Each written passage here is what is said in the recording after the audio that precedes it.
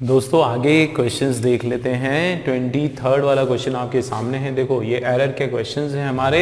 देखो क्या लिखा हुआ है, owing to the heavy road block the guards did not allow to enter the restricted area in search of our friends, है ना। तो यहाँ पर owing to the heavy road block, क्या मीनिंग है इसका? हैवी रोड ब्लॉक जो है, बहुत ज़्यादा रोड ब्लॉक को देखते हुए, ओइंग का यहाँ पर आपका मतलब है देखते हुए, ठीक है। क्या देखते हुए या क्या उस सिचुएशन को उसका सामना करते हुए, रोड ब्लॉक को देखते हुए जो गार्ड्स थे, वहाँ पे जो गार्ड्स थे उन्होंने क्या नहीं किया, डिड नॉट अलाउ, ठीक है। Guards did not allow to enter the restricted area, उन्होंने नहीं अलाउ किया कि क्या नहीं अलाउ किया, रेस्ट्रिक्टेड एरिया में एंटर करने को अलाउ नहीं किया। In search of our friends, किसके? ये लोग किसकी तलाश में जा रहे थे? अपने फ्रेंड की तलाश में जा रहे थे, लेकिन क्योंकि रोड ब्लॉक था आगे, इसलिए गार्ड्स ने उनको वहीं रोक दिया, उनको आगे अलाउ नहीं किया। अब इसमें देख लेते हैं क्या हमारा क्या एरर हो सकता है पॉसिबली। आप देखो ओइंग टू, ठीक है, तो देखते हुए, किसको देखते हुए? Owing to the heavy road block, तो यहां तो कोई प्रॉब्लम नहीं लग रहा है। Owing to the heavy road block, blocks भी नहीं होगा, ब्लॉक, एक ब्लॉक लगा हुआ है, रोड का जाम लगा हुआ है, ठीक है। तो उसको देखते हुए, एक रोड ब्लॉक को देखते हुए, इसका क्या मतलब है दोस्तों कि ए के अंदर हमारा कोई एरर नहीं है, ए वाला आपका बराबर है। द गार्ड्स ने क्या किया? डिड नॉट, गार्ड ने नहीं किया। तो देखो डिड नॉट आया, डिड नॉट के बाद वर्ब का फर्स्ट फॉर्म आएगा, तो डिड नॉट अलाउ, है ना। डिड नॉट के बाद क्या है आपका? वर्ब का फर्स्ट फॉर्म है, ये भी बराबर है। इसका क्या मतलब है कि हमारा बी तक तो कोई भी एरर अभी तक हमको दिखाई नहीं दे रहा है, ठीक है। डिड नॉट अलाउ क्या?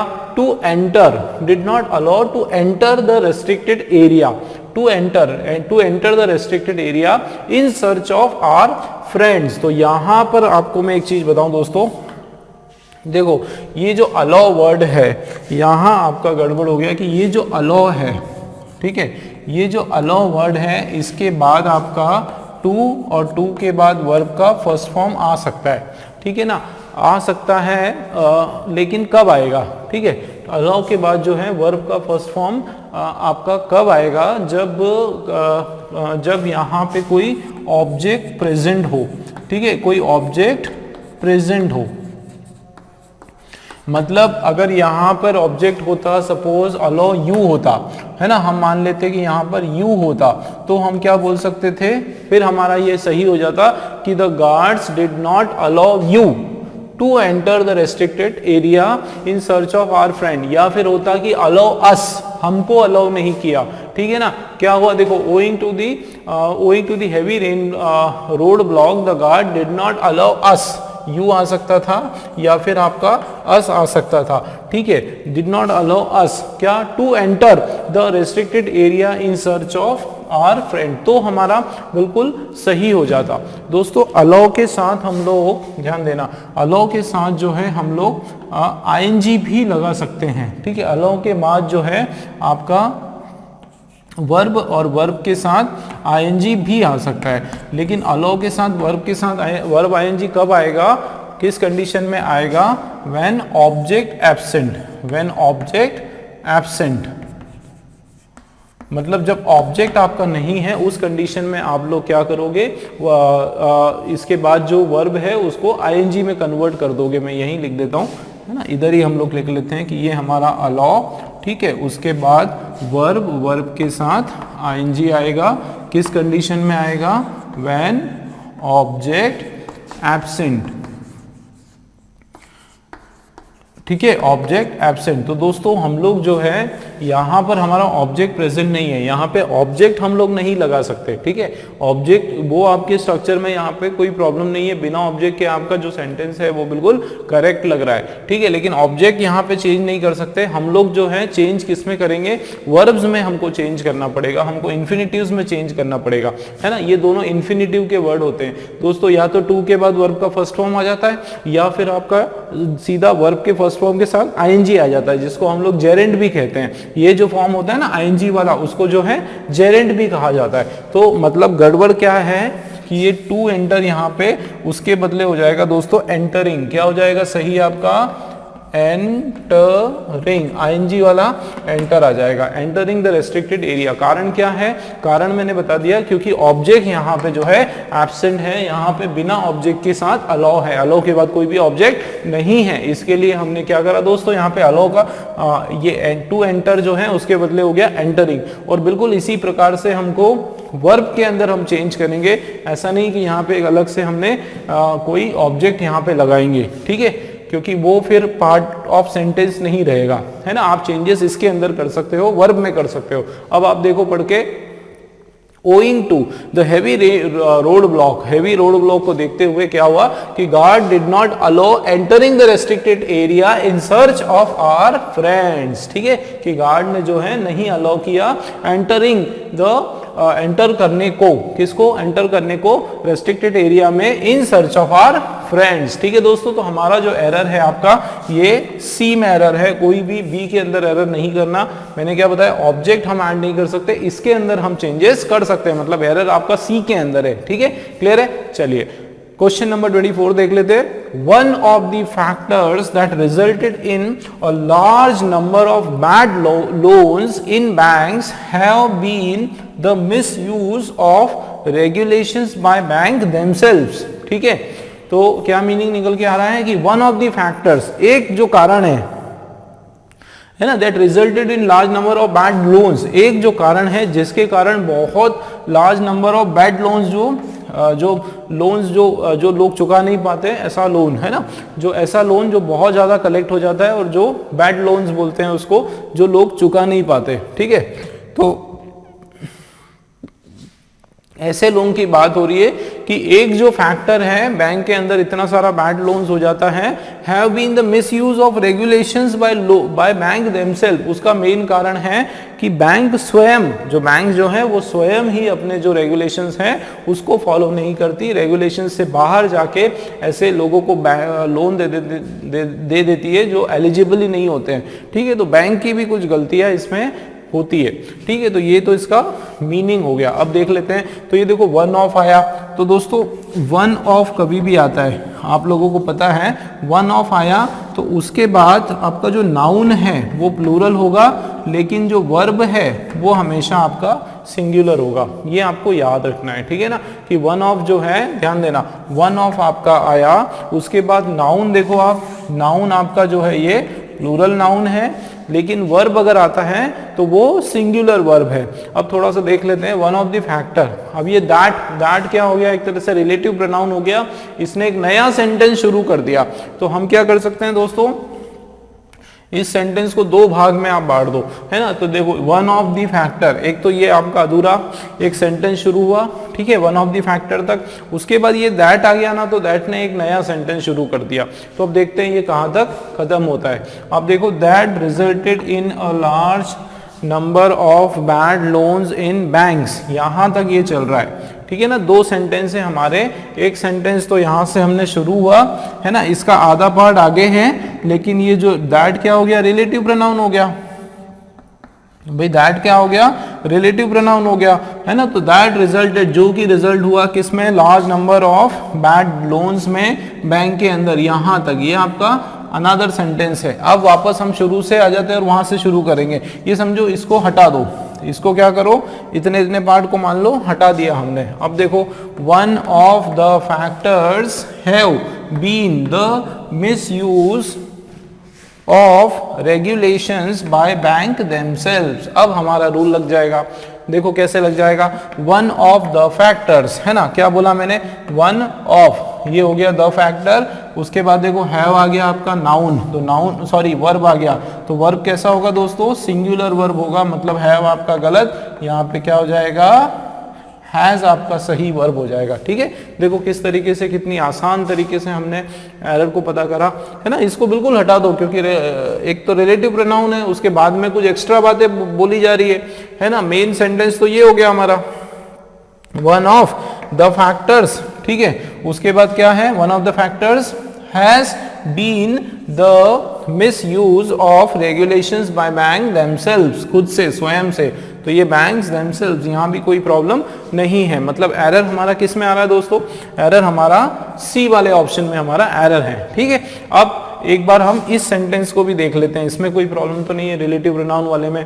देखो दैट रिजल्टेड, जो कि रिजल्ट हुआ, that resulted in a large number of, दोस्तों ये जैसे वन ऑफ आता है ना, उसी प्रकार से जैसे वन ऑफ आया उसी टाइप से अ लार्ज नंबर ऑफ जो है, अ लार्ज, ठीक है, नंबर ऑफ, उसके बाद भी जो है आपका नाउन अगर आएगा तो प्लूरल नाउन आएगा, और उसके बाद जो वर्ब है वो भी प्लूरल वर्ब ही होगी, ठीक है। अ लार्ज नंबर, एक लार्ज नंबर की बात हो रही है ना यहाँ पे, तो देखो अ large number of bad loans, ठीक है, इन बैंक्स, उसके बाद वर्ब जो है प्लूरल वर्ब ही आता है। लेकिन हमको समझना पड़ेगा कि ये जो वर्ब है ये इस सेंटेंस के लिए है नहीं, ये तो हमारा स्टार्टिंग के सेंटेंस के लिए है, इसलिए यहाँ पे आपका हैव नहीं होने वाला है, हैज होने वाला है, ठीक है। एरर पता चल गया, सी वाले में आपका एरर है दोस्तों। बहुत मजेदार क्वेश्चन है ये, ठीक है ना, इसी टाइप के क्वेश्चन आते हैं। नेक्स्ट क्वेश्चन देखो आप, क्वेश्चन नंबर 25, ये देखो, अ नेशन वाइड सर्वे,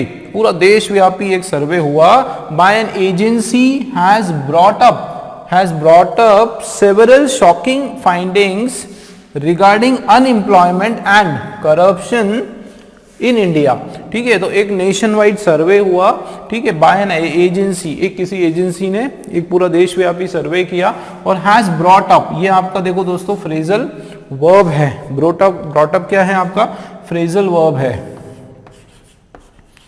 ये आपका फ्रेजल वर्ब। तो आपकी जो एरर के जो क्वेश्चंस आते हैं ना इसमें, एसबीआई में, आरआरबी में और आरबीआई में, इसमें भी फ्रेजल वर्ब से रिलेटेड ही एरर आता है, ठीक है। फ्रेजल वर्ब तो बिल्कुल आरबीआई का चहीता है, ये समझो आप। तो देखो brought up several shocking findings, कुछ ऐसी शॉकिंग, बिल्कुल सरप्राइज करने वाली ऐसी कुछ फाइंडिंग्स, फाइंडिंग्स का मतलब होता है कुछ ऐसे रिजल्ट्स, ठीक है। ये जो है कुछ ऐसे रिजल्ट्स निकल के आए regarding unemployment and corruption in India. किसके बारे में आए वो फाइंडिंग्स, कि वो अनएम्प्लॉयमेंट और करप्शन जो हमारे देश में है उसके ऊपर निकल के आए।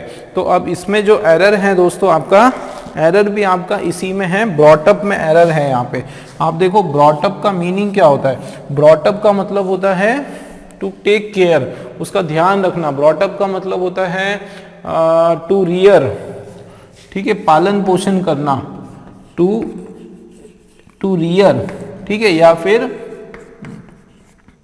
ये पालन पोषण करने से इसका मतलब होता है पालना, ब्रॉटअप है ना। जैसे हमारे पेरेंट्स जो है हमारे, हमको we are born and brought up by our parents, हमारे पेरेंट्स जो है वो हमको ब्रॉटअप करते हैं, वो हमको आगे लेके जाते हैं, वो हमारा पालन पोषण करते हैं, हमारी देखभाल करते हैं। तो ब्रॉटअप का मतलब होता है देखभाल करना, पालन पोषण करना, रेयर करना। तो यहाँ पे ब्रॉटअप नहीं होगा, ठीक है ना, क्योंकि यहाँ पे देखो क्या हो रहा है, नेशन वाइड सर्वे जो है बाय एन एजेंसी, उसने क्या करा, ब्रॉटअप, उसने पालन पोषण किया किसका, सेवरल शॉकिंग फाइंडिंग्स का, नहीं, उसने क्या किया, वो लेकर आया, ब्रॉट आउट। तो ये अप नहीं होगा दोस्तों, आपका ये क्या हो जाएगा, ब्रॉट आउट आपका सही हो जाएगा, ब्रॉट आउट, ठीक है ना। ब्रॉट अप नहीं होगा, ब्रॉट आउट है ना। ब्रॉट आउट का मतलब होता है उजागर करना, brought out several shocking findings, ठीक है।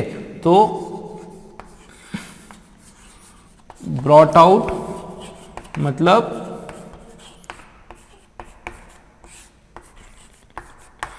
ठीक है, उजागर करना, उसको पब्लिक में लेकर आना, ठीक है। ब्रॉट आउट का मतलब होता है पब्लिक में उसको लेकर आना, उसको उजागर करना, ठीक है, या उसको लाइट में लेके आना, उसको हाईलाइट करना, बेसिकली उसको क्या करना, उसको हाईलाइट करना, उस सेंस में यहाँ पे मीनिंग आ रहा है, ठीक है। एक होता है ब्रॉट इन, तो ब्रॉट इन का मतलब होता है उस चीज को इंप्लीमेंट करना। अगर मैं यहाँ पे ब्रॉट के साथ इन लगाता हूं, ठीक है ना, ब्रॉड के साथ अगर इन लगाता हूं तो उसका मतलब होता है उसको लागू करना, क्या करना, लागू करना, ठीक है, उस चीज को इंप्लीमेंट करना, है ना, इंप्लीमेंट के सेंस में मीनिंग आ रहा है। बट हमारा यहाँ पे क्या मीनिंग आ रहा है कि उस चीज को उजागर करना, उसको हाईलाइट करना, उसको लाइमलाइट करना, उसको बाहर करना, उसको निकालना, ठीक है। तो यहाँ पे वही बात हो रही, उजागर करना। नेशन वाइड सर्वे जो है जिस एजेंसी ने किया, उन्होंने ये चीज उजागर की, है ना, क्या क्या उजागर किया, कैसी फाइंडिंग निकल कर आए, शॉकिंग फाइंडिंग्स थी, regarding unemployment and corruption in India. ठीक है ना दोस्तों, बड़े मजेदार क्वेश्चंस थे आपके तीनों एरर के ऊपर। देखो ये तो पूरा फ्रेज के ऊपर, फ्रेजल वर्ब्स के ऊपर है। चलिए नेक्स्ट क्वेश्चन भी देख लेते हैं हम लोग जल्दी से। चलिए दोस्तों आगे के क्वेश्चंस कर लेते हैं। देखो क्वेश्चन नंबर 26 आपके सामने है। क्या लिखा हुआ है? The first lady took it upon herself to make sure that the government ran smoothly while the president was recuperating with the surgery। देखो क्या मीनिंग निकल के आ रहा है, फिर से पढ़ लेते हैं कि the first lady took it upon herself। First जो लेडी है, फर्स्ट लेडी जनरली किसको कहा जाता है? जो प्रेसिडेंट की जो वाइफ होती है ना, उनको फर्स्ट लेडी बोलते हैं। ठीक है, तो प्रेसिडेंट जो है उनकी जो वाइफ है फर्स्ट लेडी, उनको कहा जाता है took it upon. Took it upon का मतलब होता है चार्ज लेना। ठीक है, took it upon to take charge, to charge. तो उन्होंने क्या किया, फर्स्ट लेडी ने क्या किया, अपने ऊपर चार्ज लिया। उन्होंने चार्ज लिया मतलब उन्होंने जिम्मेदारी संभाली। Took it upon herself to make sure, क्या इस चीज को श्योर करने में, that the government run smoothly, कि वो जो सरकार है, गवर्नमेंट जो है वो बहुत ही स्मूथली चले। While the president was recuperating with the surgery. तो यहाँ पे रेक्यूपरेटिंग का मतलब होता है डिस्कवर। ठीक है, क्या मतलब होता है? डिस्कवर या फिर ग्रसित होना, है ना, with the recuperating with the surgery. तो डिस्कवर होना या ग्रसित होना, किसी चीज से ग्रसित होना, उस सेंस में यहाँ पे रेक्यूपरेटिंग का मीनिंग आ रहा है। अब इसके अंदर हम लोग देख लेते हैं स्ट्रक्चर। तो किसकी बात हो रही है? फर्स्ट लेडी की बात हो रही है। उन्होंने क्या किया? देखो टुक टुक टुक जो है वो उसका मतलब वर्ब का आपका सेकंड फॉर्म चल रहा है दोस्तों, है ना। तो ये V2 है ना, सेकंड फॉर्म में चल रहा है। तो टुक it upon, took it upon मैंने बता दिया, उन्होंने जिम्मेदारी ले ली, अपने ऊपर चार्ज ले लिया। हरसेल्फ, हरसेल्फ मतलब स्वयं से उन्होंने चार्ज ले लिया। टू के बाद वर्ब का first form to make sure, इस चीज को इंश्योर करने में कि दैट, है ना, दैट क्या मेक श्योर किया उन्होंने? दैट द गवर्नमेंट, जो सरकार है, जो भी उस देश की गवर्नमेंट जो है वो रैन स्मूथली, वो ठीक से चले, है ना। ये भी आपका वर्ब का सेकेंड फॉर्म हो गया, वो बिल्कुल स्मूथली चले। वाइल, है ना, वाइल द प्रेसिडेंट मतलब किस दौरान स्मूथली चले? कि जब तक, है ना, जिस दौरान जो प्रेसिडेंट है वॉज रेक्यूपरेटिंग, डिस्कवर विद दी, हाँ, तो यहाँ पे रेक्यूपरेटिंग का मतलब होता है अच्छा डिस्कवर नहीं होता है, सॉरी, रिकवर होता है ना, ये गलत बोल दिया मैंने, रिकवर होता है। ठीक है, ये क्या हो जाएगा? रिकवर, है ना, रिकवर होना या उससे ग्रसित नहीं होना, ठीक होना। ठीक है ना, ये रिकवर होना या फिर उससे ठीक होना, ठीक होना, उस सेंस में यहाँ पे मीनिंग आएगा। तो क्या हो रहा है देखो आप कि smooth while the president was recurring, मतलब जैसे जैसे रेक्यूपरेटिंग मतलब जो प्रेसिडेंट है वो उससे रिकवर हो रहे हैं। किससे रिकवर हो रहे हैं? With the surgery. तो सर्जरी के साथ नहीं, यहाँ पे किससे रिकवर होने की बात हो रही दोस्तों? From the surgery. तो ये विथ जो आपका प्रीपोजिशन है वो आपका गलत हो गया, है ना। क्यों? क्या होता है? रिकवर फ्रॉम, किसी बीमारी से, उससे क्या होते हैं हम लोग? विथ के साथ नहीं, सर्जरी के साथ रिकवरिंग होने की यहाँ पे बात नहीं हो रही है। सर्जरी से, सॉरी, है ना, विद द सर्जरी, जो भी सर्जरी उनकी हुई, तो सर्जरी फ्रॉम द सर्जरी, जो भी उनकी सर्जरी हुई उस सर्जरी से रिकवर होने की यहाँ पर बात हो रही है। इसका मतलब क्या हो रहा है? एरर हमारा किस में आ गया? विद के बदले फ्रॉम आएगा, डी के अंदर दोस्तों हमारा एरर आ गया। ठीक है ना, क्लियर है ये? चलिए नेक्स्ट देखते हैं 27 वाला। Quite few districts of the state were paralyzed after a statewide band was called by different groups of farmers in Bihar। तो इसमें क्या इसमें बात हो रही है? Quite few district, ठीक है, quite few district of the state, जो राज्य हैं उसके कुछ जो जिले हैं वो, उनमें क्या हुआ? कुछ जिलों में वर पैरालाइज्ड। पैरालाइज्ड का यहाँ पे मतलब होता है पूरी तरीके से बिल्कुल बंद हो जाना, स्टॉप हो जाना, ठीक है, जाम लग जाना उसमें। पैरालाइज मतलब क्या? कि वो स्मूथली नहीं चलना, वो डिस्ट्रिक्ट पूरी तरह से लॉक हो जाना, पैरालाइज आफ्टर, किस कारण से? आफ्टर अ स्टेट वाइड बंद, एक पूरे राज्य स्तरीय एक बंद बुलवाया गया, वॉज कॉल्ड, किसके द्वारा बुलवाया गया? वॉज कॉल्ड बाय, है ना, बाय डिफरेंट ग्रुप्स, अलग अलग ग्रुप्स ऑफ फार्मर, जो किसान अलग अलग बिहार में जो किसान अलग अलग संगठन थे, उन सभी अलग अलग संगठनों के द्वारा जो है एक राज्यव्यापी एक पूरा स्टेट वाइज बंद बुलवाया गया। उसके कारण क्या हुआ कि quite few districts of the, मतलब काफी सारे जो डिस्ट्रिक्ट है वो क्या हुआ स्टेट के, वो रुक गए, पैरालाइज हो गए, है ना। अब इसमें हमारा जो वर्ड है क्वाइट फ्यू या केवल फ्यू, तो फ्यू का हम लोग देख लेते हैं दोस्तों। फ्यू जो है इसके 3 वर्ड आपके बनते हैं, ठीक है। फ्यू के एक तो आपका होता है अ फ्यू, ध्यान देना, बहुत इंपॉर्टेंट चीज हम लोग कर रहे हैं। एक होता है अ फ्यू, ठीक है, एक होता है आपका द फ्यू, ठीक है, क्या होता है? द फ्यू, और एक मात्र होता है फ्यू, ठीक है। तो फ्यू, अ फ्यू का मतलब होता है दोस्तों कुछ, ठीक है, कुछ और सम, ठीक है, सम के सेंस में सम होता है, और ये डेफिनेट होता है, मतलब एक निश्चित नंबर होता है, ठीक है, एक निश्चित नंबर के सेंस में हम लोग इससे बात करते हैं। द फ्यू का मतलब होता है द फ्यू का मतलब होता है केवल उतना ही, केवल उतना ही, ठीक है। ये भी आपका जो है एक फिक्स मात्रा में होता है, एक डेफिनेट मात्रा में होता है, ठीक है। और फ्यू का मतलब होता है ना के बराबर, बिल्कुल ना के बराबर नहीं होना, ठीक है। ये ना के बराबर मतलब बहुत, वेरी लिटिल, वेरी लेस, ठीक है, वेरी लिटिल आप बोल सकते हो कि वेरी लेस, बहुत ही कम, बहुत ही थोड़ा, है ना, उस सेंस में यहाँ पे आता है। बहुत, ऑलमोस्ट नन, उस ना के बराबर, उसको आप इधर लिख देते हैं हम लोग कि ऑलमोस्ट नन, ना के बराबर, ठीक है, तब होता है फ्यू। मतलब केवल जब फ्यू लगा, मतलब दोस्तों ये फ्यू जो वर्ड है ये आपका ये नेगेटिव शब्द है ना, ये नेगेटिव सेंस का वर्ड है। और अ फ्यू का मतलब होता है कुछ तो होना, कुछ उम्मीद होना। लेकिन जैसे wait, I have few friends, I have a few friend who always stand along with me, मेरे पास ऐसे कुछ दोस्त है। तो I have a few friends, है ना, अ फ्यू फ्रेंड का मतलब है मेरे पास कुछ ऐसे दोस्त है ना, डेफिनेट नंबर के कुछ ऐसे दोस्त है जो हमेशा, वो ऑलवेज स्टैंड अलॉन्ग विथ मी, वो हमेशा मेरे साथ खड़े होते हैं, हमेशा मेरी सहायता करते हैं, मेरा सपोर्ट करते हैं, ठीक है। तो ये आपका हो गया कि अ फ्यू का मतलब होता है एक पॉजिटिव सेंस में कुछ होना, ठीक है, एक पॉजिटिव सेंस में। अब मैं बोलूंगा only few people come at the time of difficulty, है ना, इसको आप ऐसे लिख लो, ओनली भी नहीं आएगा, केवल लिख दो few come at the time of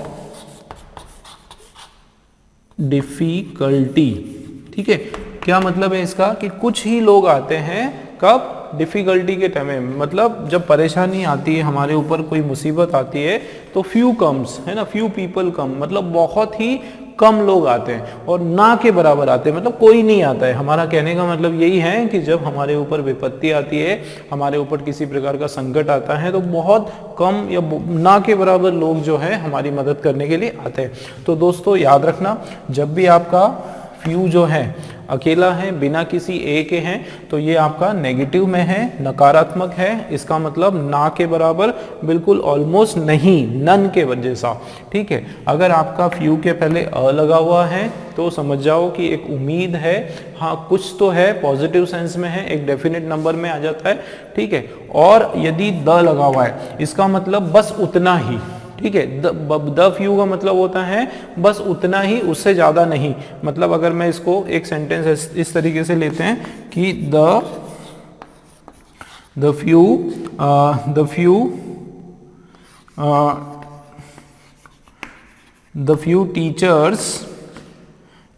teachers teaching had left the school, ठीक है, हैड लेफ्ट द स्कूल, है ना। तो देखो the few teachers teaching last year कर लो, लास्ट ईयर, ठीक है। वो जो फ्यू टीचर्स, जो थोड़ी टीचर्स थी, थोड़ी बहुत जो टीचर्स थी जो पिछले साल पढ़ा रही थी, उन्होंने भी क्या किया, उन्होंने भी स्कूल छोड़ दिया। तो हैड लेफ्ट द स्कूल, तो ये मतलब समझ में आ रहा है कि जो टीचर थी उन्होंने भी, है ना, केवल उतनी ही, है ना, जो टीचर थी, या वो एक डेफिनेट क्वांटिटी हो गया, जो था उतना भी, है ना। उस तरीके से जब हम बोलते हैं तो उसके आगे द लगाते हैं। अब हमारा क्वेश्चन देख लेते हैं। देखो क्या लिखा हुआ है, quite few districts of the state, quite few districts of the state were paralysed after a state wide बंद, मतलब कुछ ऐसे डिस्ट्रिक्ट वो क्या हो गए, पैरालाइज हो गए। तो ये अगर मैं यहाँ पे अगर सपोज ए नहीं लगाए तो इसका क्या मतलब हो रहा है कि बिल्कुल कोई नहीं पैरालाइज हुआ। फ्यू डिस्ट्रिक्ट मतलब कोई भी पैरालाइज नहीं हुआ आफ्टर अ स्टेट वाइड बंद, मतलब किसी को असर नहीं पड़ा। पर यहाँ पर क्या है, एक अलग मीनिंग में आ रहा है, एक पॉजिटिव मीनिंग में हमको बताना है। तो ये फ्यू जो है दोस्तों अकेला नहीं आएगा, यहाँ पे हम लगा देंगे अ, क्या लगा देंगे, अ। तो ये आपका हो जाएगा क्वाइट अ फ्यू डिस्ट्रिक्ट्स, ठीक है। क्या हो जाएगा ये आपका, quite a few districts of the state were paralysed. इसका क्या मतलब है, बहुत सारे जिले, उस राज्य के बहुत सारे जिले जो है वो बिल्कुल पैरालाइज्ड हो गए, वो अपंग जैसे हो गए, है ना। क्यों, आफ्टर अ स्टेट वाइड बंद called by different groups of farmer, अलग अलग फार्मर्स के ग्रुप ने एक बंद बुलाया, उसके कारण बहुत सारे जिले जो है वो बिल्कुल स्टैंड स्टिल हो गए, बिल्कुल वो कर्फ्यू लग गया वहां पे। तो ये क्वाइट अ फ्यू जो है, इसका एक और मीनिंग आता है, ये पूरे के पूरा जो फ्रेज है क्वाइट अ फ्यू, इसका मीनिंग आता है वेरी लार्ज। क्या मीनिंग आता है, वेरी लार्ज, बहुत सारे, ठीक है।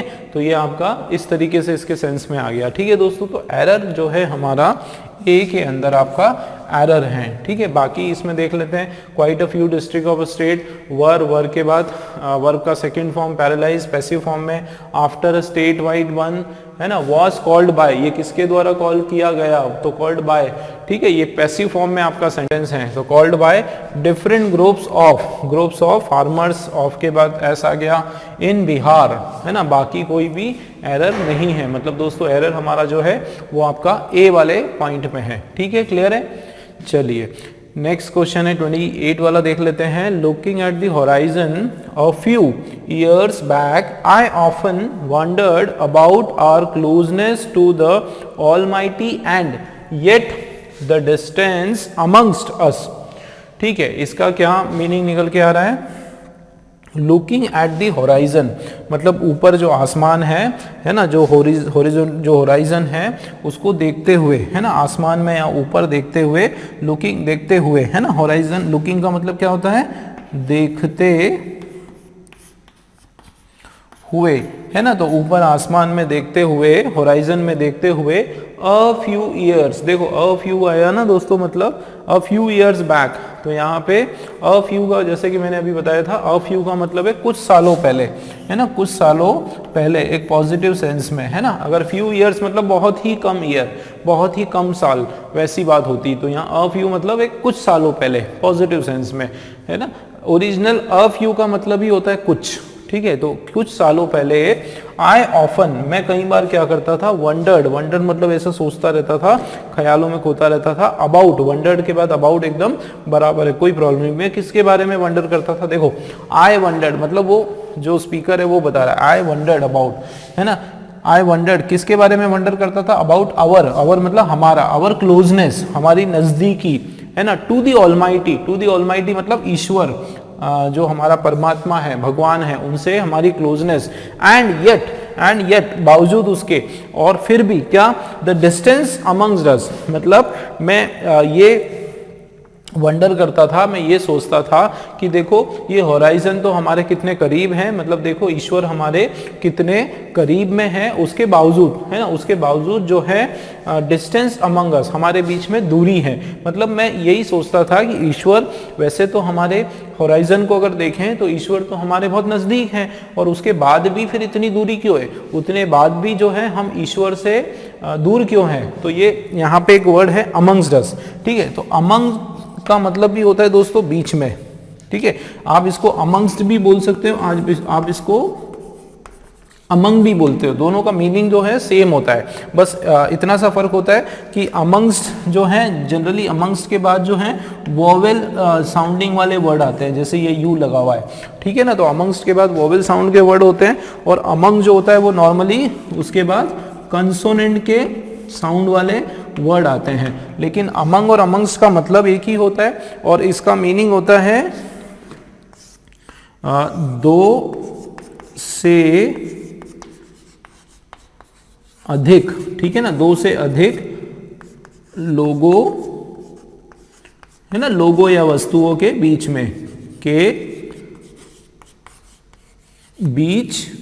दो से ज्यादा लोगों के बीच में, ठीक है। और एक शब्द होता है आपका बिटवीन, क्या होता है, बिटवीन, एक आपका होता है बिटवीन, जिसमें केवल दो के बीच में, केवल दो के बीच में, केवल दो लोगों के, दो वस्तुओं के बीच में जब हम बात करते हैं, कंपेयर करते हैं, है ना, दो चीजों के बीच में जब बात करते हैं तो उसमें हम लोग बिटवीन लगाते हैं। दो से अधिक लोगों के बीच में जब हम लोग बात करते हैं तो हम लोग उसमें अमंग्स लगाते हैं, है ना। जैसे बोलना है कि भाई सबके बीच में क्या करो, ये चॉकलेट्स बांट दो, है ना, तो कैसे बोलेंगे, distributes the chocolates among all, है ना, या अमंग्स ऑल, क्योंकि ऑ आया ना आपका वोवेल का साउंड, तो distribute these chocolates amongst all, सभी के बीच में क्या करो, ये चॉकलेट्स बांट दो, क्योंकि बहुत सारे लोग हैं।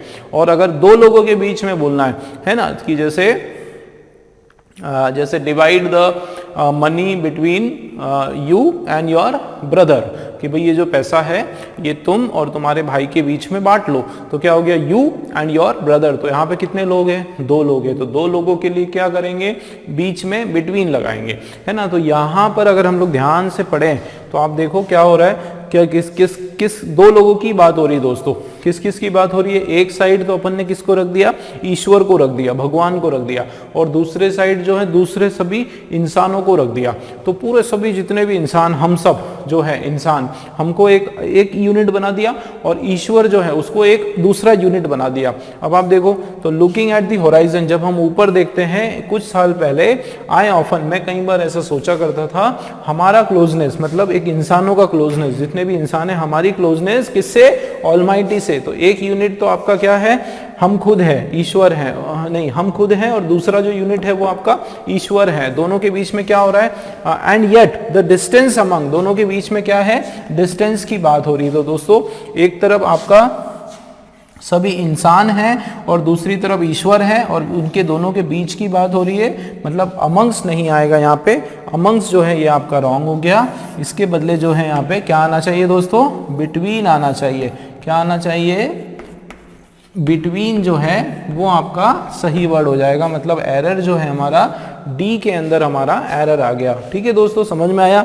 देखो क्लियर हो रहा है किस तरीके से आरबीआई में, एसबीआई में आपके किस प्रकार से क्वेश्चंस होते हैं। एरर के भी जो क्वेश्चंस हैं ज़्यादातर फिक्स प्रीपोजिशंस के या फिर आपके फ्रेजल वर्ब्स के, है ना, फ्रेजल रिप्लेसमेंट के, इस तरह के आपके बहुत क्वेश्चंस बनते हैं। ठीक है, तो इसलिए आपका प्रीपोजिशंस और आपके फ्रेजल वर्ब बिल्कुल क्लियर होना चाहिए।